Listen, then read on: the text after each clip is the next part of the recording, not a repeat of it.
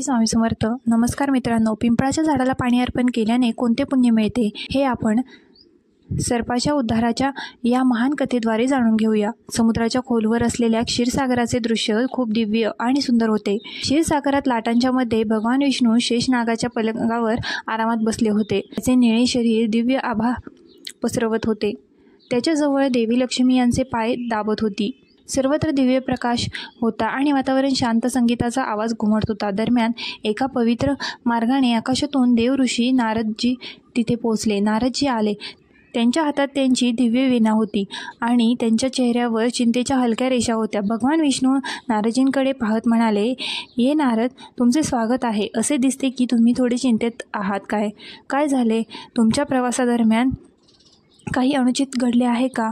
नारदजींची डोके टेकवून भगवान विष्णूंना नमस्कार केला आणि म्हणाले, "हे प्रभू, मी नुसताच पृथ्वीवरून परतलो आहे. पृथ्वीवर प्रवास करताना मी एक विचित्र दृश्य पाहिले. तिथे काही लोक पिंपळाचे झाड तोडताना दिसले, जणू त्यांना त्याचे महत्त्व माहीत नव्हते. दुसरीकडे काही जण तपस्वी ऋषी आणि भक्त त्या झाडाची पूजा करत होते. ते त्यांची प्रदक्षिणा घालत होते, त्याला पाणी अर्पण करत होते आणि भगवान विष्णूंची स्तुती करण्यासाठी मंत्र म्हणत होते. हे प्रभू, या विरोधाभास पाहून मला उत्सुकता लागली आहे. पिंपळाच्या झाडाचे रहस्य काय आहे? हे झाड इतके पवित्र का आहे की काही लोक त्याची पूजा करतात आणि ज्यांना त्याबद्दल माहिती नाही ते तोडण्याचे पाप करतात? कृपया मला त्यांचे महत्त्व सविस्तर सांगा, जेणेकरून मी हे ज्ञान जगात पसरवू शकेन." भगवान विष्णूंच्या चेहऱ्यावर एक सौम्य हास्य. झाड फुलले. तो हळू आवाजात म्हणाला, "हे नारद, तुमचा प्रश्न खूप महत्त्वाचा आहे. पिंपळाचे झाड हे सामान्य झाड नाही. हे झाड स्वतः माझ्या स्वरूपाचे प्रतीक आहे. हे केवळ देवांचे निवासस्थान नाही, तर त्याची पूजा केल्याने सर्व पापे नष्ट होतात आणि त्यांना मोक्ष मिळतो. ऐका, मी तुम्हाला पिंपळाच्या झाडाच्या महत्त्वाबद्दल एक कथा सांगेन, ज्यामुळे हे झाड पवित्र का आहे आणि त्याची पूजा का करावी हे स्पष्ट होईल. हे नारद, या कथेचे फक्त कथन आणि ऐकणे हे माणसासाठी वरदान आहे. जो कोणी या पवित्र झाडाची पूजा करतो, जो कोणी श्रद्धेने आणि भक्तीने कथा ऐकतो किंवा सांगतो, त्याला असंख्य पुण्य प्राप्त होतात. जो व्यक्ती ही कथा ऐकतो, त्याचे अनेक जन्मांपासून जमा झालेले पाप नष्ट होतात. त्याने त्याच्या ज्ञानामुळे कितीही मोठे पाप केले असले तरी ही कथा ऐकून त्याला पापांपासून मुक्तता मिळेल. जो व्यक्ती ही कथा ऐकतो, त्याला त्याच्या पूर्वजांचे आशीर्वाद मिळतात. त्यांचे पूर्वज समाधानी होतात आणि त्याला सुख, समृद्धी आणि शांती देतात. परिणामी पूर्वजांचे कर्ज दूर होते आणि त्याच्या मार्गात येणारे अडथळे दूर होतात. जो व्यक्ती ही कथा आपल्या घरात ऐकतो, दुर्दैव, दारिद्र्य आणि दुःख दूर करते. त्याचे कुटुंब आनंद, समृद्धी आणि देवी लक्ष्मीने भरलेले असते. त्याचे जीवन नेहमी शुभ असते. जर कोणत्याही पुरुषाला किंवा स्त्रीला मूल होण्यास अडचण होत असेल तर याने ही कथा ऐकावी आणि पिंपळाच्या झाडाची पूजा करावी. त्याला नक्कीच मुलाचे सुख मिळेल. नारदजी आनंदाने आणि कुतूहलाने म्हणाले, "प्रभू, मी लक्षपूर्वक ऐकत आहे. कृपया ही कथा मला सांगा." भगवान विष्णू म्हणाले, "हे नारद, ही जुन्या काळाची गोष्ट आहे. एक अतिशय गरीब माणूस राहत होता. त्याचे नाव हरिदास होते. हरिदास प्रामाणिक आणि मेहनती होते, परंतु त्याचे आयुष्य कष्टांनी भरलेले होते. तो जंगलातून लाकूड तोडून ते विकायचा आणि कसा तरी आपल्या कुटुंबाचा उदरनिर्वाह करायचा. त्याचे कुटुंब मोठेच होते. वृद्ध आईवडील आणि ते पत्नी गायत्री आणि 3 मुले लहान. हरिदास दिवसरात्र कष्ट करत असे, तरीही कुटुंबासाठी पुरेसे अन्न व्यवस्था करणे कठीण होते. त्याच्या घरात कोणतेही धार्मिक कार्यक्रम होत नव्हते. देवांची पूजा होत नव्हती. हरिदासला धर्मग्रंथांचे किंवा धार्मिक महत्त्वाचे ज्ञान नव्हते. एके दिवशी हरिदास हातात कुऱ्हाड घेऊन जंगलाकडे निघाला. सकाळपासूनच तो जंगलातील प्रत्येक झाडाची तपासणी करत असे. तो कोपऱ्यात फिरत राहिला, पण त्याला एकही सुकलेले झाड सापडले नाही. लाकूड तर सोडाच, त्याचा थकवा वाढत होता आणि दिवसाच्या मध्याह्नात सूर्य चमकत होता. हरिदासला काळजी वाटू लागली की जर त्याने आज लाकूड घेतले नाही तर घरातील चुली पेटणार नाही. भूक आणि तहान यामुळे तो जंगलात आणखी पुढे जाऊ लागला. जंगलाचा हा भाग अत्यंत भयानक होता. उंच झाडे, दाट वेली आणि झुडपे यामुळे सूर्यप्रकाशही पृथ्वीवर पोचू शकला नाही. साप, विंचू आणि इतर वन्य प्राण्यांचे धोके अनेक ठिकाणी दिसत होते, परंतु हरिदासची असहाय्यता त्याला तिथे घेऊन आली होती. बराच वेळ भटकल्यानंतर अचानक त्यांची नजर एका मोठ्या झाडावर पडली. हे झाड स्वतःभोवती एक विचित्र आभा पसरवत होते. त्याच्या फांद्या आकाशाला स्पर्श करत असल्यासारखे वाटत होते आणि त्याची मुळे जमिनीवर खोलवर बांधलेली होती. ते पिंपळाचे झाड होते. हरिदासने मनात विचार केला, अरे वा, किती मोठे आणि मजबूत झाड आहे. जर मी त्याच्या काही फांद्या तोडल्या तरी आजचे काम होईल. मग त्याने कुऱ्हाड घट्ट धरली आणि झाडाजवळ पोहोचला. झाडाखाली उभा राहून त्याने क्षणभर आजूबाजूला पाहिले आणि कुऱ्हाड वर उचलली. त्याने कुऱ्हाडीने झाडाला मारताच तो हल्ला करणारच होता. तेवढ्यात एका भयानक आवाजाने एका महिलेचा आवाज ऐकू आला.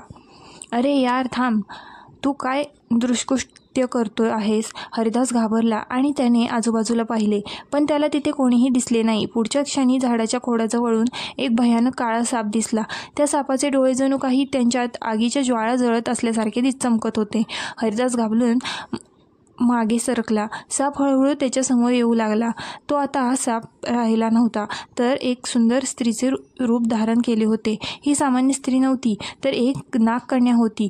त्याचा चेहरा तेजस्वी होता आणि त्याच्या डोळ्यात प्रचंड गूढता होती. मग नागकन्या गंभीर स्वरात म्हणाली, हे माणसा, तू हे पवित्र पिंपळाचे झाड तोडणार होतास. तुला माहीत नाही का की पिंपळाच्या झाडात देव राहतात? ते तोडून तू खूप मोठे पाप करशील.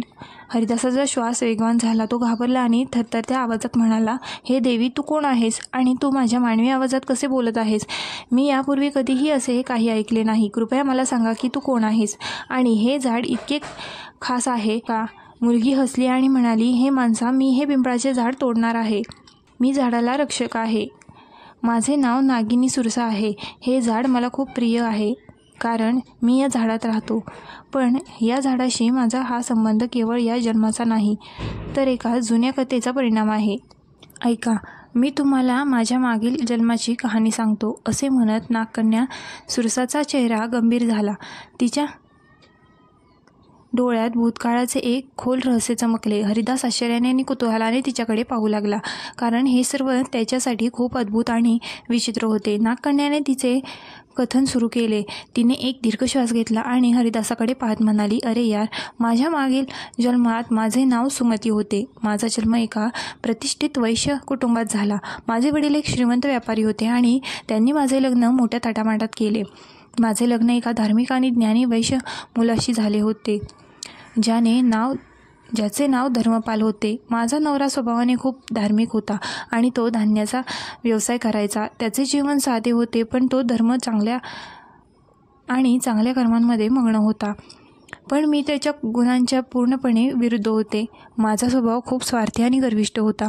मी माझ्या नवऱ्याचा आदर करत नव्हतो आणि मला काही प्रकारच्या धार्मिक कार्यात रस होता. देवदेवतांची पूजा करणे मला व्यर्थ वाटत होते. माझे मन नेहमी सांसारिक सुख आणि संपत्तीमध्ये मग्न असायचे.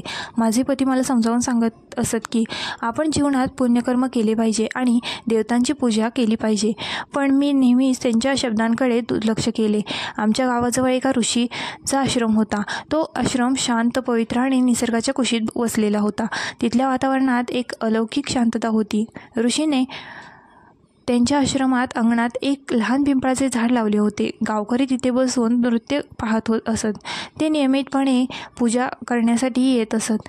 ते दिवे लावत, पाणी अर्पण करत आणि पिंपळाच्या झाडाला प्रदक्षिणा घालत. त्यांचा असा विश्वास होता की भगवान विष्णू या झाडात राहतात आणि त्यांची पूजा केल्याने त्यांचे पूर्वज प्रसन्न होतात. लोकांच्या श्रद्धेमुळे आणि भक्तीमुळे ते झाड खूप कमी वेळात मोठे झाले. एके दिवशी मी त्या आश्रमाजवळून जात होतो आणि मला एक ब्राह्मण पिंपळाच्या झाडाखाली मोठ्या भक्तीने पूजा करताना दिसला.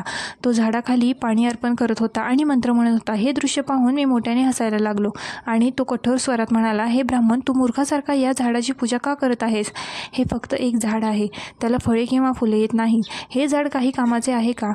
हे निरुपयोगी ढोंग आहे. तुझ्या पूजेचा काही फायदा नाही. व्हिडिओ आवडला असल्यास आपल्या ग्लो मराठी चॅनलला लाईक, शेअर आणि सबस्क्राईब करायला विसरू नका.